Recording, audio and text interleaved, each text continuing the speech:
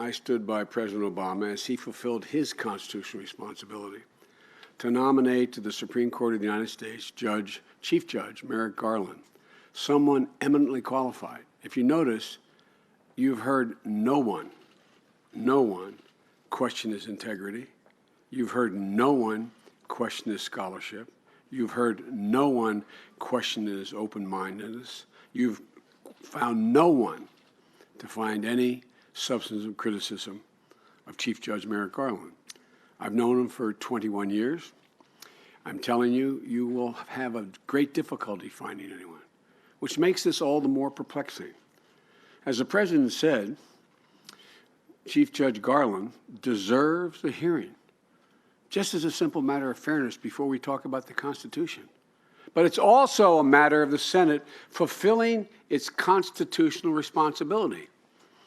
And yet weeks ago, my friends, and they are my friends, Republican senators, announced that whomever the nominee might be, they intended to abdicate their responsibility completely. That what they say today, what they said then, what Republican senators say they will do, in my view, can lead to a genuine constitutional crisis, born out of the dysfunction of Washington. Now, back in 1992, in the aftermath of a bruising and polarizing confirmation process involving Clarence Thomas, who had been nominated by President Bush with no consultation just 4 days after the great Thurgood Marshall had retired, I took to the Senate floor to speak about the Supreme Court nominating process. Senate Majority Leader, and he's my friend, Mitch McConnell, and other Republicans today have been quoting selectively from the remarks that I made in an attempt to justify refusing Chief Judge Garland a fair hearing and a vote on the floor of the Senate.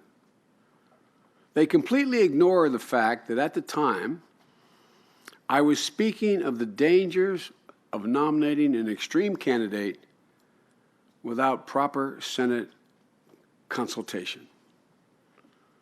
They completely neglected to quote my unequivocal bottom line. So let me set the record straight, as they say. I said, and I quote, if the President consults and cooperates with the Senate or moderates his selections, then his nominees may enjoy my support, as did Justice Kennedy and Justice Souter.